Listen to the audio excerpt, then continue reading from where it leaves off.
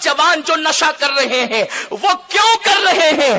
ان کی اکثریت کا جائزہ لیں تو وہ اس لیے نشہ کرتے ہیں کہ انہوں نے کسی لڑکی سے دل لگایا تھا، انہوں نے کسی کے زلف رخسار کی اسیر اختیار کی تھی، اور وہاں دھوکہ ہونے کی وجہ سے اب انہوں نے سوچا زندگی گزارے تو کہاں گزارے، تو نشہ کرنے والوں کی محفل کے اندر بیٹھ گئے۔ میرے پیارے آقا صلی اللہ علیہ وسلم کے پیارے دیوانوں، اب اس کا علاج کیا ہے؟ اگر کوئی اس طرح نشہ کرتا ہے کہ محبت میں ناکامی ہو گئی، عشق میں ناکامی ہو گئی، تو کش لگانے والوں کے ساتھ بیٹھ گئے، نشہ کرنے والوں کے ساتھ بیٹھ گئے۔ سن لو، اگر کسی سے دل لگانا ہے تو کسی کے زلف و رخسار سے دل نہ لگاؤ۔ میرے کریم کے علم میں یہ بات ہے کہ میں نے اپنے بندوں کو دل دیا تو کوئی حسن بھی چاہیے، کوئی دلدار بھی چاہیے، کوئی دل کا مالک بھی چاہیے، تو میرے کریم نے ہمیں آوارہ نہیں چھوڑ دیا، ہمیں بہرا روی کا شکار نہیں چھوڑ دیا۔ دل کو حسن پسند ہے، دل کی فطرت محبت ہے، دل کی فطرت عشق ہے، تو اللہ تبارک و تعالیٰ نے دل والوں کے لیے ایسا دلدار پیدا کیا کہ جس کو حسن یوسف بھی ٹکٹکی باندھ کر کے دیکھتا ہے۔ کیا حسن ہے اے سید ابرار تمہارا، اللہ بھی ہے طالب دیدار تمہارا۔ او عشق میں ناکام ہونے والوں، وہ عشق ہی کیوں کرتے ہو جس میں ناکامی ہو؟ وہ عشق کی طرف ہی کیوں جاتے ہو جہاں دھوکہ دیا جاتا ہو؟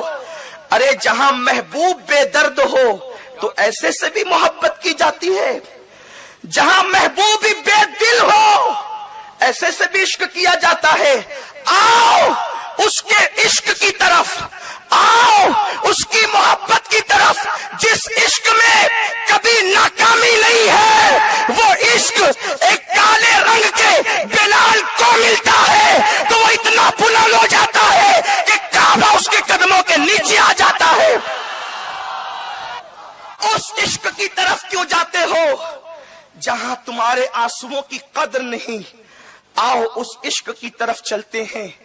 تم سوتے ہو اور وہ محبوب راتوں کو تمہارے لیے روتا ہے، تم ہنستے ہو اور وہ رو رو کر آنسو گرا گرا کر آنسوؤں کی سوگات پیش پیش کر کے اللہ تبارک و تعالیٰ کی جہنم کی آگ کو ٹھنڈا کرنے کی کوشش کرتا ہے۔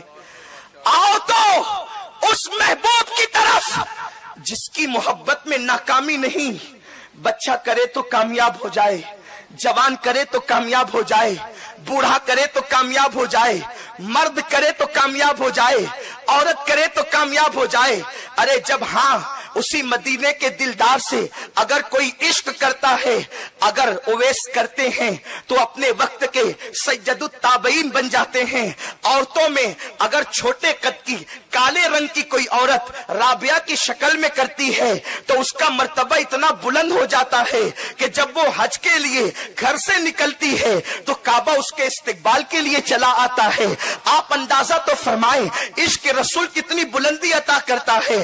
لوگوں کے پاس نشے کے خلاف تقریریں تو ہو سکتی ہے، نشے کے مخالفت میں نعرے تو ہو سکتے ہیں، لیکن اس کا علاج نہیں، اس لیے کہ اہل حسن کے لیے میرے رب نے حسن بھی پیدا فرمایا ہے، اہل عشق کے لیے میرے کریم نے ایسا جلوہ پیدا کیا ہے۔ خدا کی قسم وہ جلوہ بھی کیسا جلوہ ہوگا کہ جس کو بنانے کے بعد خود ہی پیار سے 100 مرتبہ تکتا ہے۔ اللہ اکبر! آپ اندازہ تو فرمائے، بلکہ اس جلوے کو ہی نہیں تکتا جو آنکھیں اس محبوب کا دیدار کرتی ہے، خدا اس آنکھوں کو بھی تکتا ہے۔